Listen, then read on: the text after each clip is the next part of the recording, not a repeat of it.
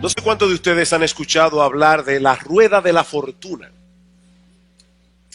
Este es un concepto pagano, un concepto que proviene del mundo greco-romano, a través del cual se quiere señalar la naturaleza caprichosa del destino.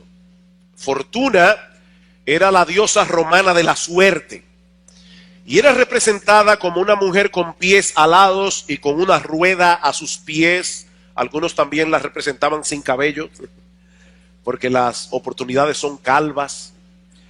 Ahora, el punto es que si te tocaba estar encima de la rueda, todo te iba bien.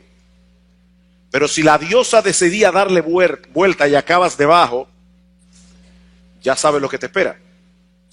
Así que lo que determina tu posición en la vida, para bien o para mal, no tiene nada que ver con tu esfuerzo o con tu capacidad, tiene que ver con la suerte.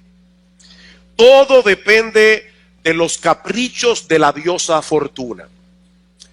Por supuesto, esta idea resultaba aterradora para los antiguos griegos y romanos, porque la diosa podía echar por tierra toda planificación y esfuerzo de un momento a otro. Ahora, yo estoy seguro que nadie aquí cree en la existencia de una diosa que decide la suerte de los hombres. Pero aún así, muchas personas viven como si estuvieran en las manos de un Dios ciego, de un destino, ciego y caprichoso, que un día nos trata bien y al otro día decide desgraciarnos la existencia. Es común escuchar que una persona ha tenido suerte en la vida. ¿Han oído eso? Oye, definitivamente fulano ha tenido suerte en la vida.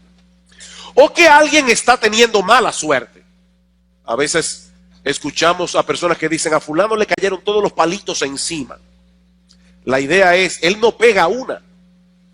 ¡Qué mala suerte! Eso era precisamente lo que pensaban los griegos y los romanos, solo que expresado en un lenguaje más moderno, de otro modo.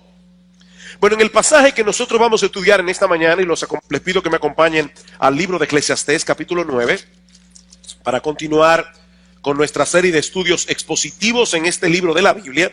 En el pasaje que vamos a estudiar, dice Salomón, ciertamente he dado mi corazón a todas estas cosas para declarar todo esto. En la medida en que hemos ido avanzando en el estudio del libro de Eclesiastés, nosotros vemos que Salomón una y otra vez vuelve sobre los mismos problemas. Y hermanos, la vida es así. Nosotros hoy tenemos una duda, mañana podemos estar más claros y pasado mañana volvemos a tener la misma duda otra vez.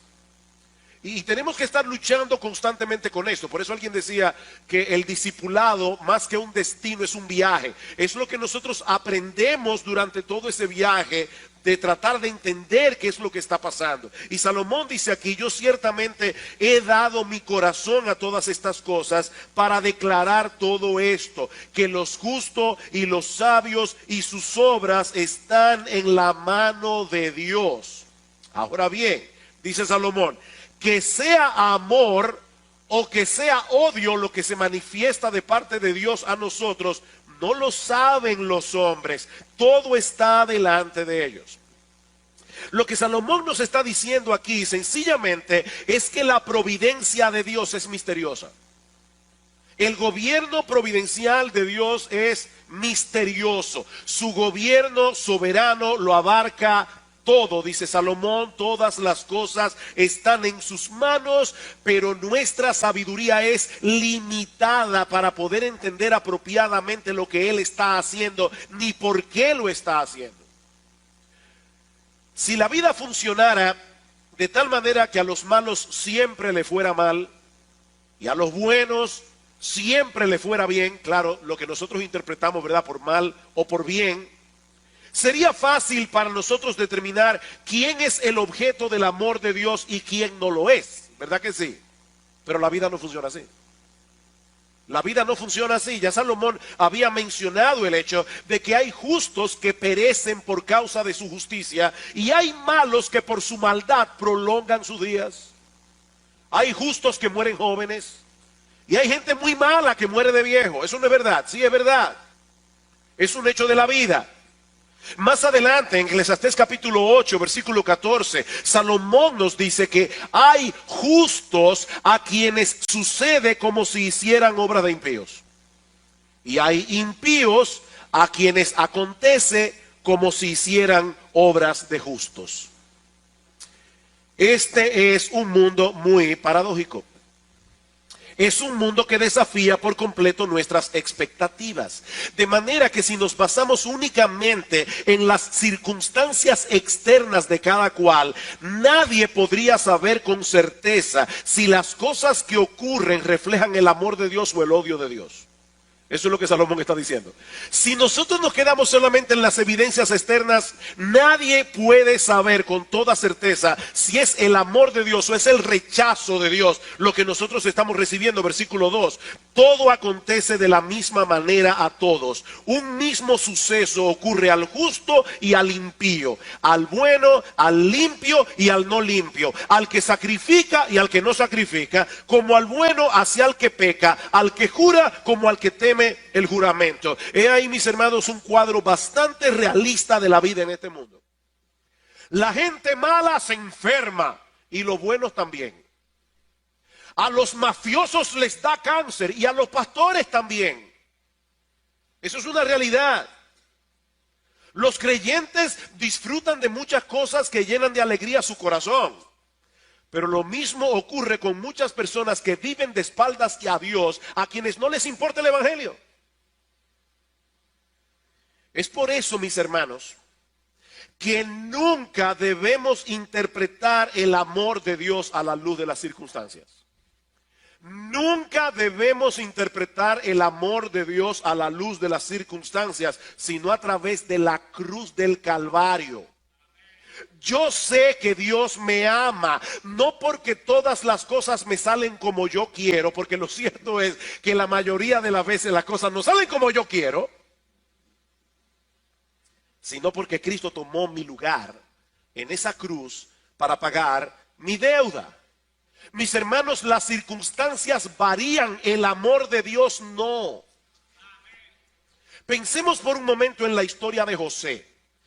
Ahora todos nosotros sabemos que Dios estaba guiando todo lo que le ocurrió cuando sus hermanos lo vendieron para que él llegara a ser el segundo en Egipto. Pero en el transcurso de todos esos años en que José fue tratado como un esclavo, fue acusado falsamente por la esposa de Potifar, fue encarcelado injustamente por años, José no tenía la menor idea de lo que Dios estaba haciendo. Él no podía leer el libro del Génesis para ver en qué iba a terminar su historia. Ahora, imagínense, hermanos, a José tratando de interpretar si Dios estaba actuando a su favor o en contra suya, sobre la base de las circunstancias de su vida. Bueno, las evidencias eran abrumadoramente claras. Dios lo estaba tratando como un enemigo, no como un amigo. Y lo mismo podemos decir de la historia de Job.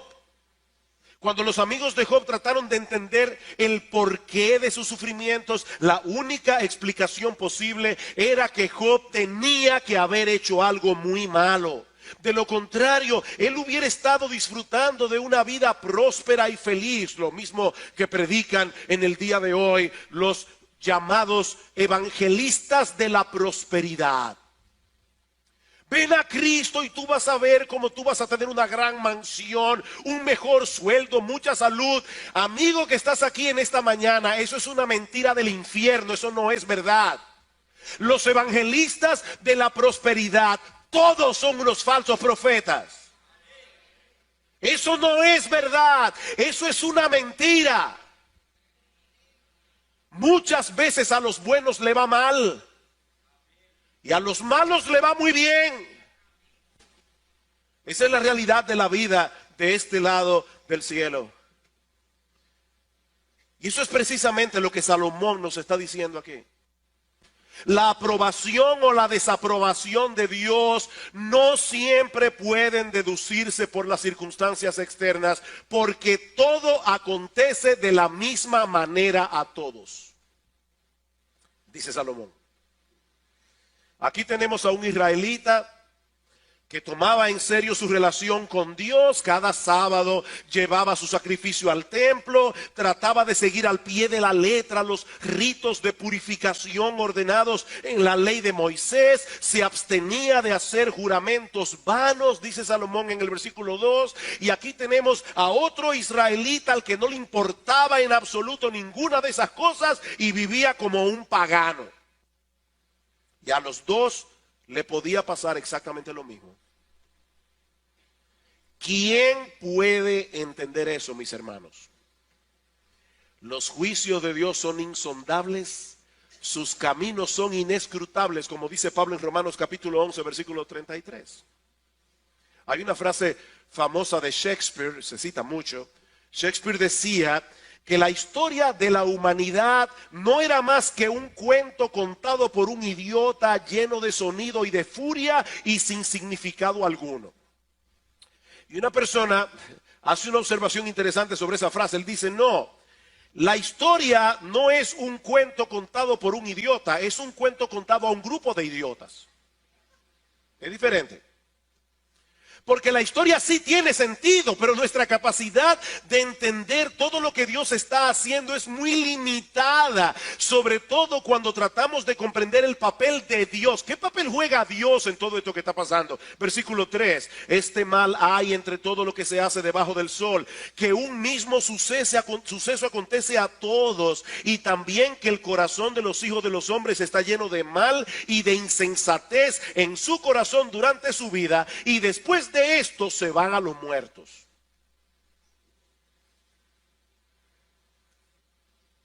Algunos tienen el corazón lleno de maldad y de pecado, otros, sin ser perfectos, viven en la presencia de Dios, toman en serio su palabra, tratan de agradarle en todo lo que hacen, y saben que al final de cuentas todos van a parar al mismo sitio, al cementerio.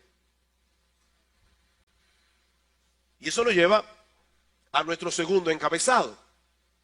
Hemos visto ya la providencia de Dios es misteriosa, definitivamente. Ahora Salomón nos está diciendo la muerte es inevitable. La muerte es inevitable. La muerte es uno de esos temas que a todos nos compete, pero que muchos prefieren evadir. De hecho, leí hace poco de un hospital en Estados Unidos donde se refería a la muerte como un resultado negativo del cuidado del paciente. Hubiera sido más fácil decir se murió, pero eso suena menos contundente.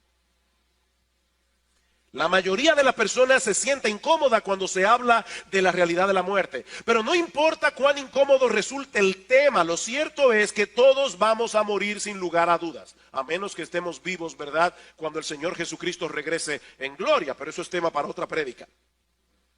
A pesar de los avances impresionantes de la ciencia médica, en los últimos años la tasa de muerte no varía.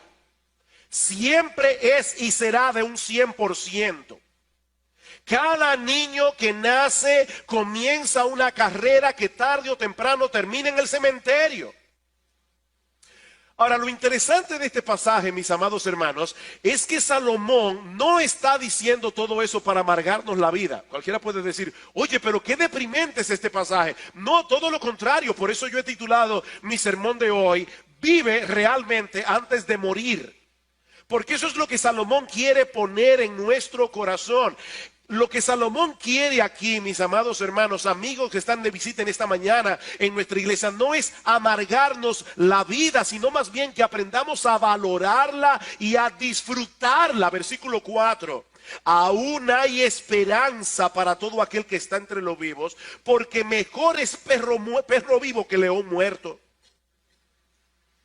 Los perros eran animales despreciados en la cultura de Medio Oriente. Ustedes recuerdan cuando David se enfrentó con Goliat y dice que en el campo de batalla, primera de Samuel capítulo 17 versículo 43, Goliat le dice a David, soy yo perro para que vengas a mí con palos.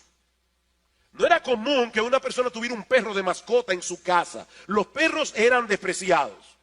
Sin embargo, dice Salomón, por más bajo y despreciable que era este animal en los días de Salomón, con todo eso, es mejor, 1000 veces mejor, ser un perro vivo que ser un león hermoso y majestuoso, el rey de la selva, pero muerto.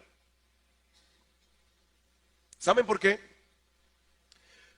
Porque mientras hay vida hay esperanza. Eso es lo que el texto enseña. En palabras más simples. Mientras hay vida hay esperanza.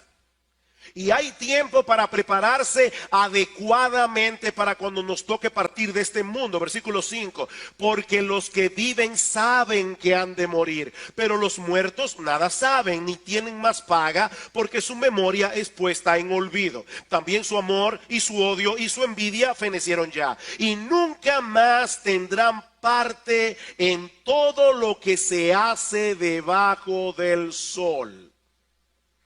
Mis hermanos, esta frase es la clave para entender estos versículos, debajo del sol. Salomón no está negando aquí el hecho de que haya vida después de esta vida, porque de haber sido así, no tendría sentido lo que él mismo dice más adelante, Eclesiastés capítulo 11, versículo 9, alégrate joven en tu juventud y tome placer tu corazón en los días de tu adolescencia y anda en los caminos de tu corazón y en la vista de tus ojos, pero sabe que sobre todas estas cosas te juzgará Dios.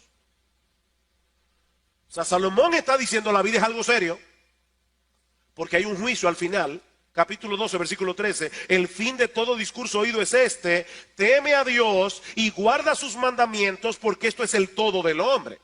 Porque Dios traerá toda obra a juicio, juntamente con toda cosa encubierta, sea buena o sea mala. La vida del hombre termina en un juicio, dice Salomón, un juicio que tendrá repercusiones eternas.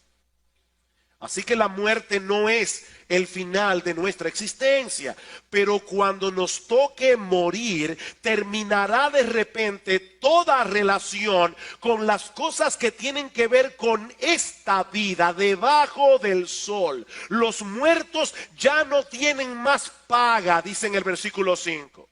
En el sentido de que ya no reciben ninguna recompensa terrenal por lo que hagan aquí.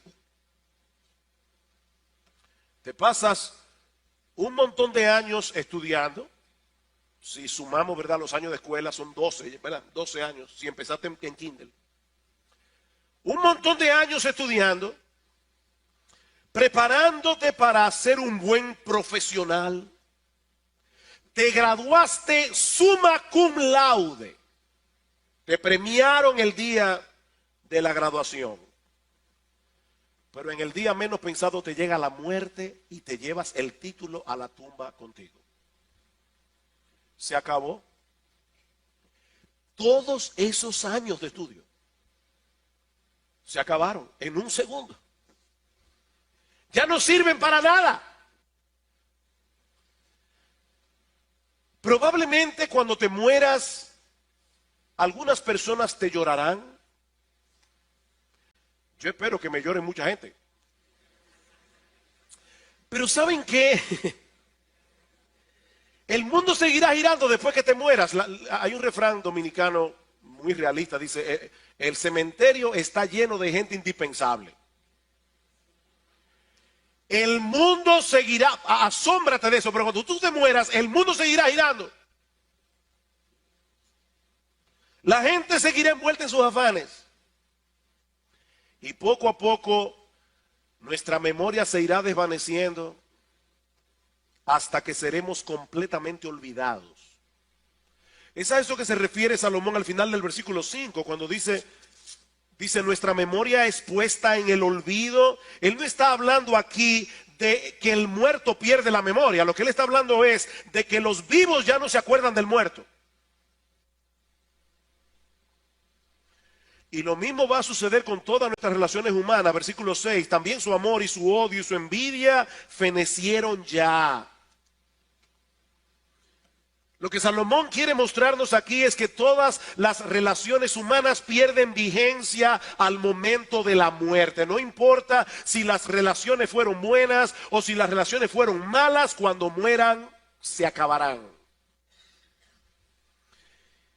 Y si este panorama por sí solo ya es bastante sombrío, Salomón añade ahora un elemento más en los versículos 11 y 12 de este mismo capítulo que puede resultar muy inquietante para muchos, y es que la vida es impredecible. Versículo 11. Me volví y vi debajo del sol que ni es de los ligeros la carrera, ni la guerra de los fuertes, ni aun de los sabios el pan, ni de los prudentes las riquezas, ni de los elocuentes el favor, sino que tiempo y ocasión acontecen a todos. Nosotros vemos a una persona que tiene todas las características necesarias para triunfar en la vida y fracasa. Y vemos a otro individuo que se graduó con mucha lucha y después resulta que a él le fue excelentemente bien. Uno esperaría, ¿verdad?, que la vida no funcionara así. Uno esperaría que los más rápidos siempre ganen la carrera. Estaba leyendo que en los Juegos Olímpicos de Pekín, en el año 2008, la favorita era Lori Jones, la favorita en la carrera de los 100 metros en valla. Lori Jones, o Lolo, como le dicen sus amigos, entre los cuales no estoy yo, pero le dicen Lolo. Se lo digo por si lo buscan en Wikipedia, es Lolo Jones. Cuando comenzó la semifinal, Lolo Jones hizo una carrera excelente. Rompió la marca mundial en las semifinales. Cuando llegó la final, el 19 de agosto del 2008, Lolo dominó la carrera prácticamente desde el principio. Pero en la penúltima valla se desequilibró. A tal punto que ¿saben en cuál lugar llegó? En séptimo lugar. En séptimo lugar. Fue una de las decepciones del atletismo más grande de esos Juegos de Pekín. No es de los ligeros la carrera. Ni de la guerra, la carrera, ni la guerra es de los fuertes. ¿Saben por qué? Porque hay factores que escapan a nuestro control. Entre David y Goliat, ¿de qué lado estaba la fuerza humanamente hablando? Más aún, ¿quién estaba mejor equipado para esa pelea? Obviamente Goliat. Pero todos sabemos cómo termina la historia. David salió vencedor y Goliat terminó decapitado. Y lo mismo podemos decir de las capacidades humanas. No siempre el pan es de los sabios, ni la riqueza de los prudentes, ni de los elocuentes el favor, porque hay factores que inciden en el éxito de una empresa que nosotros no controlamos. Esa es una de las cosas que se hacen evidentes cuando se celebran aniversarios de promociones.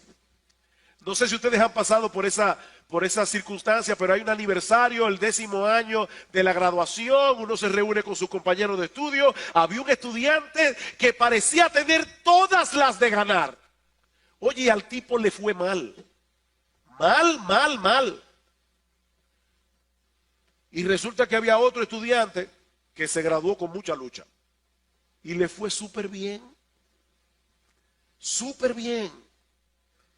Ahora, Salomón no está negando aquí, por si acaso, el hecho de que las capacidades humanas sean importantes. Él no está negando eso, o que debamos prepararnos de la mejor manera posible. De hecho, en el versículo 10, él recomienda que pongamos todo empeño en cada cosa que hacemos. Todo lo que te viniere a la mano para hacer, hazlo según tus fuerzas. Y en el libro de Proverbios, hermanos, una y otra vez se ataca la vagancia, se ataca la pereza, se exalta la diligencia, la laboriosidad.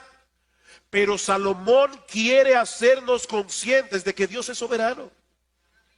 Y de que en su gobierno providencial, las cosas no siempre salen como nosotros esperamos. Salomón no era un fatalista, pero él quiere llevarnos a reconocer con humildad que nuestro Dios tiene un plan al que nosotros debemos someternos con mansedumbre y con gozo. Con mansedumbre y con gozo. Debemos poner todo empeño en lo que hacemos. Pero mis hermanos, amigos, no olvidemos ni por un momento que nosotros no tenemos el control de todas las cosas que inciden en nuestros planes. ¿Es a eso que se refiere Santiago cuando dice en el capítulo 4, versículo 13, vamos ahora, lo que decís, hoy y mañana iremos a tal ciudad y estaremos allá un año y traficaremos y ganaremos? Hay personas que hacen planes y ya en 5 minutos con un papel y un lápiz se vuelven millonarios. Voy a comprar una vaca, va a dar tantos litros de leche y después va a parir 3 becerritos y después los becerritos los voy a vender y entonces ya tiene una finca armada en el papel. Y dice Santiago, cuando no sabéis lo que será mañana. Porque, ¿qué es vuestra vida? Ciertamente es neblina que se aparece por un poco de tiempo y luego se desvanece. En lugar de lo cual deberíais decir, si el Señor quiere, viviremos y haremos esto o aquello. Ahora, hermanos, el punto aquí no es que nosotros debemos siempre, cuando vamos a expresar nuestros planes, decir, si el Señor quiere, como una especie de conjuro que va a asegurar el éxito de lo que nosotros queremos hacer. No, esto no es un conjuro. Lo que Santiago nos está diciendo aquí es que nosotros debemos vivir con esa conciencia. Es con esa conciencia, es si el Señor quiere. Si el Señor quiere es que vamos a seguir vivos. Si el Señor quiere es que vamos a poder hacer esto o aquello. O como dice Salomón en el capítulo 9, versículo 11, dice: no es de los ligeros la carrera, no es la guerra de los fuertes, ni aun de los sabios el pan, ni de los prudentes las riquezas, ni de los elocuentes el favor, sino que tiempo y ocasión acontecen a todos. Tiempo y ocasión acontecen a todos, y en el contexto obviamente es dentro del marco de la voluntad soberana de Dios. Dice en Proverbios 21:30 que no hay sabiduría, ni inteligencia, ni consejo que puedan contra el Señor. Y cuando David se enfrentó con Goliat, el pasaje que ya citamos en 1 de Samuel 17:47, una de las cosas que David tenía en mente, según nos dice el autor bíblico, es que Dios no salva con espada ni con lanza, porque la batalla es de Él, no de nosotros. La batalla es de Él. Y mis hermanos, cuando los hombres olvidan esta realidad, tarde o temprano salen frustrados. Tarde o temprano reciben las consecuencias. Versículo 12. Porque el hombre tampoco conoce su tiempo. Como los peces que son presos en la mala red y como las aves que se enredan en lazo, así son enlazados los hijos de los hombres en el tiempo malo, cuando cae de repente sobre ellos. Los peces y las aves quedan atrapados cuando menos se lo esperan. Y Salomón está diciendo aquí, lo mismo ocurre con los seres humanos. Cuando cae repentinamente sobre ellos un montón de inconvenientes que no estaban esperando. La muerte es inevitable, la vida es impredecible desde nuestro punto de vista. La pregunta que yo quiero responder ahora en los minutos que me restan es: ¿cómo se supone que debemos reaccionar ante ese hecho incontrovertible? Bueno, eso es lo que Salomón pasa a explicarnos en los versículos 7 al 10.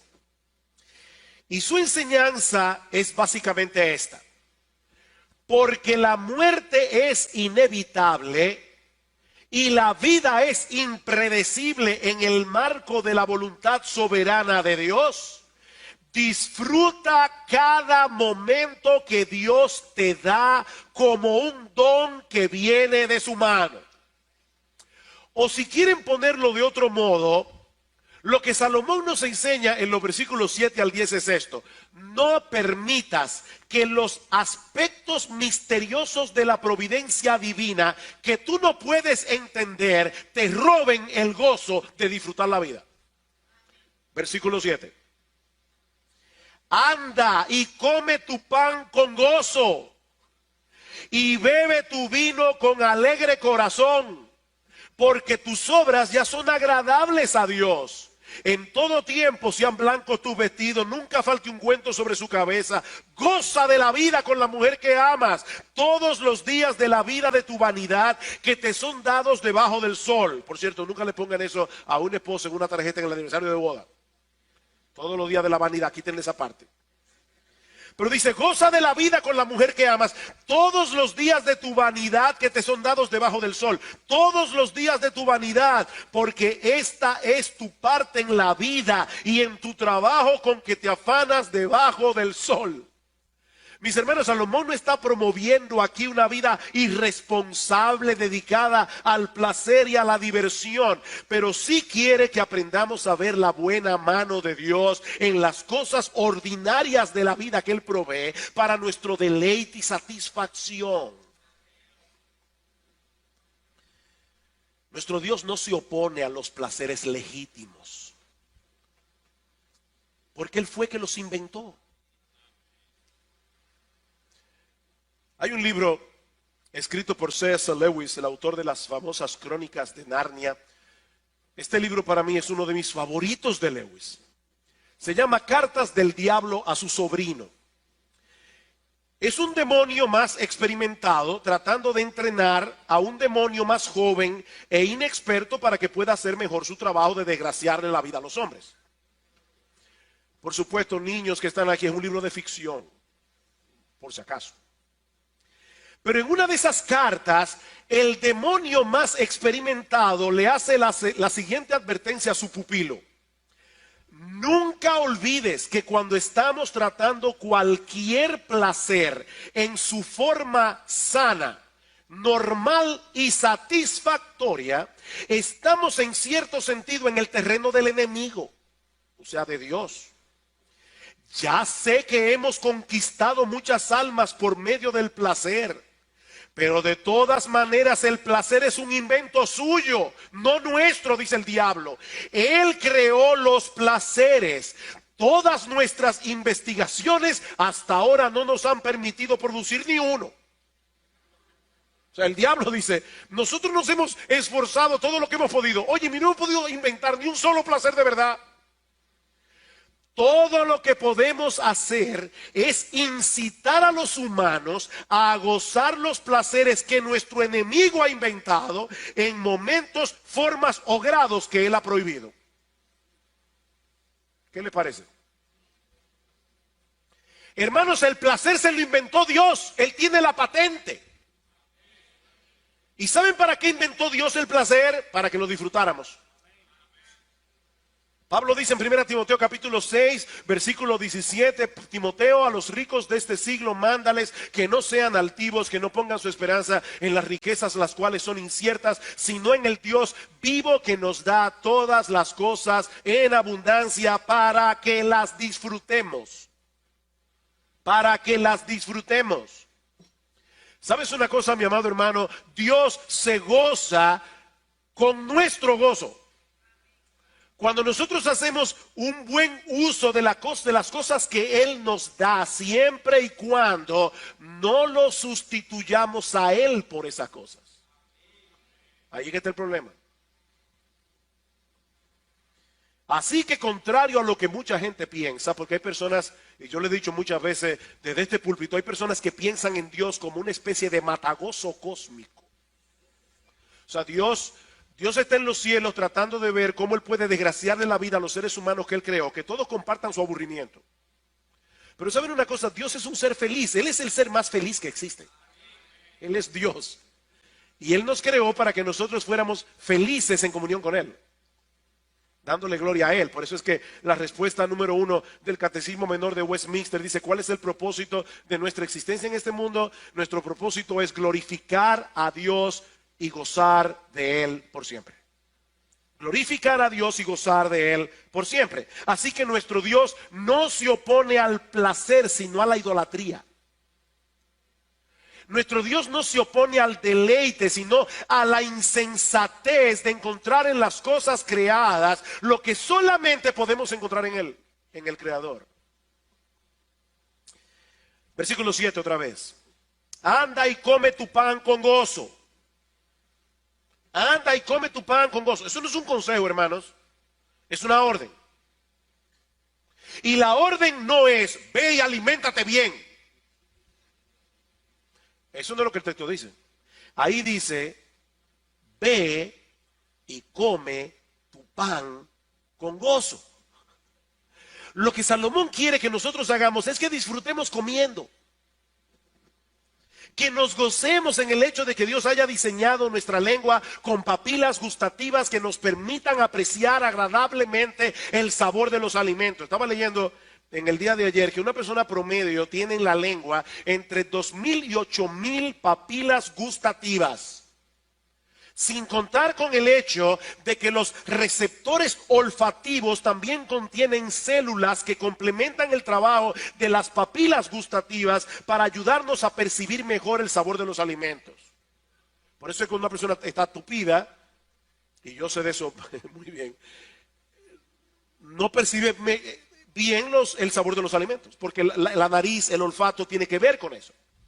Ahora, ¿sabes qué significa eso, mi amado hermano? Que Dios se tomó la molestia de diseñar un mecanismo sumamente complejo para que los seres humanos disfruten comiendo. De hecho, nosotros sabemos que hay personas que idolatran la comida. Hay personas que viven para comer. Hay personas que caen en el pecado de la glotonería. La glotonería es un pecado. Pero el hecho de que haya personas que idolatren la comida, el hecho de que haya personas que sean glotonas, no elimina la realidad de que Dios creó la comida para que nosotros las disfrutemos comiendo. Y lo mismo podemos decir del vino. Dice en Salmo 104:15 que Dios creó el vino para alegrar el corazón del hombre. Así que Dios no prohíbe el uso del vino en su palabra, Dios prohíbe la embriaguez. Por supuesto, puede ser que una persona deba abstenerse de beber vino, así como de otras cosas legítimas, porque en su caso particular, tal vez porque fue un abusador de esa sustancia en el pasado, eso puede ser un problema para él. Y un cristiano puede decir, yo no puedo darme el lujo de poner delante de mí ni una copa de vino. Y lo que debes hacer, mi amado hermano, es no tocar el vino, porque para ti es un problema, pero sigue siendo una realidad que Dios creó el vino para nuestro deleite, aunque muchos abusen de las bebidas alcohólicas. Escuchen lo que dice Pablo en 1 Timoteo 4, y este es un pasaje sumamente importante en estos días que estamos en Cuaresma. Pablo dice en 1 Timoteo capítulo 4, el Espíritu dice claramente que en los postreros tiempos algunos apostatarán de la fe, escuchando a espíritus engañadores y a doctrinas de demonios, por la hipocresía de mentirosos, que teniendo cauterizada la conciencia, prohibirán casarse y mandarán abstenerse de alimentos que Dios creó para que con acción de gracias participasen de ellos los creyentes y los que han conocido la verdad, porque todo lo que Dios creó es bueno y nada es de desecharse si se toma con acción de gracias, porque por la palabra de Dios y por la oración es santificado. Así que, mi hermano, no importa que sea miércoles de ceniza, cómete tu carne si la tienes a la mano, porque eso es doctrina de demonios, dice Pablo. Prohibir casarse y mandar abstenerse de alimentos. Ahora es interesante cómo Pablo y Salomón concuerdan. Pablo dice aquí, ya la palabra de Dios santificó los alimentos. ¿Cuándo pasó eso? En Génesis 1:31. Cuando Dios creó todas las cosas y vio que era bueno en gran manera. Yo creo particularmente, y muchos otros lo creen también, que es a eso que se refiere Salomón cuando dice en el versículo 7, anda y come tu pan con gozo, bebe tu vino con alegre corazón, porque tus obras ya son agradables delante de Dios. La idea en el original es, ya Dios aprobó eso. Ya Dios aprobó esos alimentos. Ya Dios vio todo lo que él había hecho y dijo que era bueno. En gran manera Dios santificó los alimentos por medio de su palabra. Y por lo tanto, el que se los come con alegría agrada más a Dios que el que se abstiene de ellos porque piensa que en sí mismo es malo el placer de comérselo. Total, que yo no sé cuál es el problema y cuál es el sacrificio de dejar de comer carne y comer pescado. A mí me encanta el pescado. Versículo 8. En todo tiempo sean blancos tus vestidos, nunca falte ungüento sobre tu cabeza. En los días de Salomón el vestido blanco y el aceite eran símbolo de gozo. Así como era un símbolo de luto, vestirse con cilicio y echarse ceniza sobre la cabeza. Así que lo que Salomón está diciéndonos aquí es algo como esto: vístete para la ocasión y diviértete. En pocas palabras, en la vida habrá momentos para llorar, dice en Eclesiastés capítulo 3 versículo 4, pero también habrá tiempo de reír, dice el mismo texto. Lo que Salomón nos está diciendo aquí es: recibe ambos aspectos de la providencia divina con mansedumbre y reacciona en consecuencia. El asunto no es vivir de fiesta en fiesta, de bonche en bonche, porque ese estilo de vida es necio y destructivo. Eso no es lo que Salomón está diciendo aquí. Pero cuando Dios te envíe en su providencia tiempos de alegría, mi amado hermano, disfruta de ellos con la conciencia de que Dios se goza en el gozo tuyo. Me encanta esa escena de Carros de Fuego. Yo sé que esa película es vieja, siempre me llama la atención por eso, porque todos los ejemplos que yo doy son como de hace 40 años atrás, pero me imagino que algunos habrán visto Carros de Fuego. Eso es la historia de Eric Liddell, el gran corredor que rompió el récord corriendo una carrera que no era la suya en los 400 metros en las Olimpiadas en Francia. Y la hermana le decía a Eric Liddell que era creyente y que quería irse al campo misionero. De hecho, Eric Liddell murió martirizado en la China finalmente cuando tenía 40 y tantos años de edad. Y la hermana le decía: yo no sé por qué tú pierdes el tiempo de que corriendo.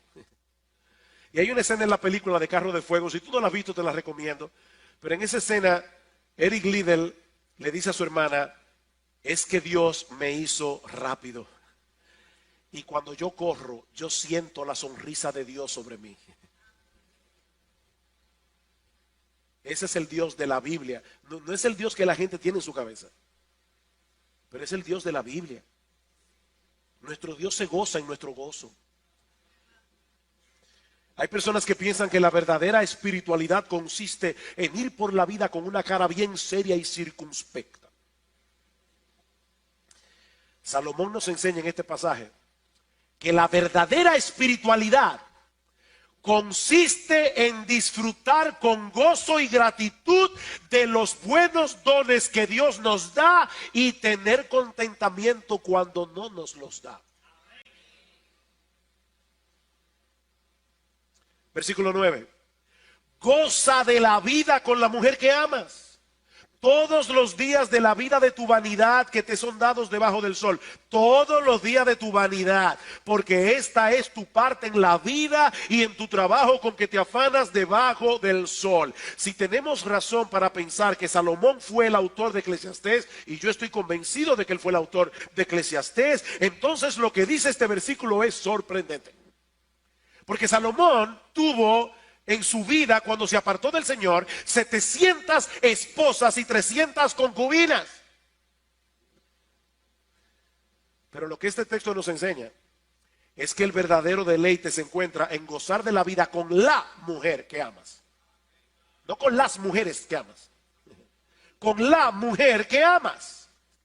No con un harén, sino con la mujer de tu juventud, como dice en Proverbios capítulo 5, versículo 18. Y cuando un matrimonio aplica los principios que están en la palabra de Dios sobre cómo el matrimonio debe ser, eso no lo va a hacer exento de problemas. Son dos pecadores que están viviendo juntos, pero Dios va a bendecir ese matrimonio y van a tener una buena vida juntos. Goza de la vida, dice Salomón, con la mujer que amas. Mis hermanos, Dios diseñó el matrimonio para que fuera una relación deleitosa, no como una carga pesada que algunos cuantos desgraciados están obligados a cargar por el resto de sus vidas. Porque así como muchos ven el matrimonio. Como decía una persona: mi esposa y yo, mi señora y yo fuimos inmensamente felices. Después nos conocimos. Pero no es de esa manera que la Biblia habla del matrimonio. Goza de la vida con la mujer que amas. Y finalmente Salomón nos exhorta a poner todo empeño y diligencia en cada cosa que hagamos con una dedicación intensa y total. Versículo 10, todo lo que te viniere a la mano para hacer, hazlo según tus fuerzas, porque en el Seol, a donde vas, no hay obra, ni trabajo, ni ciencia, ni sabiduría. Esto es similar a lo que Pablo dice en Colosenses capítulo 3, versículo 23. Todo lo que hagáis, hacedlo de corazón como para el Señor y no para los hombres. Precisamente porque la vida es breve, porque la vida es incierta desde nuestra perspectiva. No te sientes a rascarte la cabeza por los misterios de la providencia divina que tú no puedes entender. Y dedícate de todo corazón a hacer lo que Dios te está permitiendo hacer. Que de paso, puede ser que lo que Dios te permita a ti hacer sea muy diferente a lo que Dios le permita al otro hacer. Y nosotros tenemos que saber que Dios nos reparte sus dones de la misma manera. Hay personas que van a hacer con su vida algo muy visible, extraordinario. Hay otros que no van a hacer eso. Pero cada cual tiene que hacer lo que le viniera a la mano a hacer. No lo que le vino al otro, sino a ti. ¿Por qué debemos hacerlo así? Dice Salomón, porque en el Seol, a donde vas, no hay obra, ni trabajo, ni ciencia, ni sabiduría. En otras palabras, cuando estés en la tumba, que yo creo que es la traducción correcta aquí de la palabra Seol, ya no tendrás más oportunidades para hacer lo que estaba supuesto a hacer en esta vida. Es ahora. Estas palabras son muy similares a las del Señor Jesucristo. En Juan 9:4 dice, me es necesario hacer las obras del que me envió, entre tanto que el día dura, la noche viene cuando nadie puede trabajar. Mi hermano, lo que vayas a hacer, hazlo ahora. Y debes hacerlo con todo tu corazón, porque tú no tienes la menor idea de si vas a tener la oportunidad de hacerlo mañana. El tiempo es ahora. ¿Qué hemos visto hoy? Que nuestras vidas no están en las manos de la diosa Fortuna, que nuestras vidas no están en las manos de un destino ciego y caprichoso, sino más bien en las manos de un Dios sabio, justo y bueno, al cual no podemos entender en muchas ocasiones porque su mente es infinita y la nuestra muy limitada. ¿Qué debemos hacer entonces cuando tenemos que lidiar con aquellas situaciones de la vida que no podemos entender? Recordar lo que decíamos hace un momento. Nunca debemos tratar de interpretar el amor de Dios a la luz de las circunstancias, sino a la luz de la cruz del Calvario. Queridos hermanos, nosotros sabemos que Dios nos ama. No porque todas las cosas nos salen bien. Lo sabemos porque Cristo tomó nuestro lugar en la cruz del Calvario para pagar nuestra deuda. Ese es el argumento de Pablo en Romanos capítulo 8. Después de mencionar que fuimos predestinados para ser conformados a la imagen de Cristo, Pablo dice en el versículo 31 del capítulo 8, ¿qué pues diremos? ¿Qué pues diremos? Si Cristo ya murió en la cruz del Calvario para pagar por nuestros pecados, ¿qué pues diremos? Si Dios es por nosotros, ¿quién contra nosotros? El que no escatimó ni a su propio Hijo, sino que lo entregó por todos nosotros, ¿cómo no nos dará juntamente con él todas las cosas? Ahora bien, todo este pasaje de Eclesiastés presupone algo y ya con esto concluyo. Salomón dice en el versículo 4 que un perro vivo es mejor que un león muerto, porque hay esperanza para todo aquel que está entre los vivos. Y luego añade, porque los que viven saben que han de morir. Y ese conocimiento debería llevarlos a prepararse adecuadamente para ese viaje. Mi amigo, ninguna persona, óyeme bien, ninguna persona puede realmente disfrutar de esta vida como un don de Dios si no ha participado primero en el gran don que Dios ha provisto en la persona de su Hijo, nuestro Señor Jesucristo. Déjame hacerte una pregunta. ¿Tú estás preparado para comparecer ante el tribunal de Dios a darle cuenta por tu vida? ¿Tú estás preparado para eso? Dice la Escritura que todos los seres humanos están en serios problemas con la justicia de Dios, porque todos nos hemos quedado muy cortos de alcanzar el estándar de vivir para su gloria. Romanos 3:23. ¿Cómo puede disfrutar de la vida un hombre hoy sabiendo que mañana puede haber partido sin esperanza y sin Dios. ¿Cómo tú puedes disfrutar de la vida hoy? Pero es ahí precisamente donde entra en juego la buena noticia del Evangelio. Cristo vino al mundo a llenar el estándar, viviendo una vida de perfecta obediencia. Y luego dio su vida en la cruz del Calvario, en lugar de todos aquellos que no podíamos llenar esa medida y a los cuales Él quiso salvar.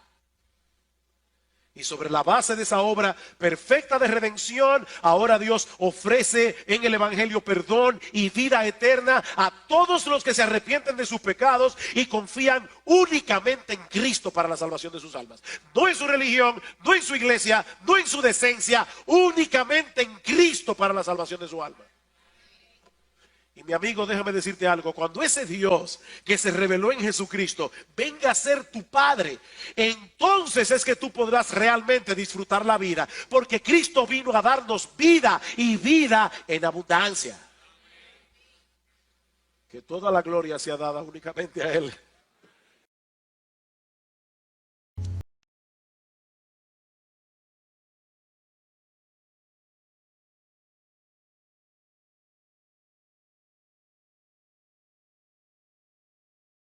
Yes, yes, yes.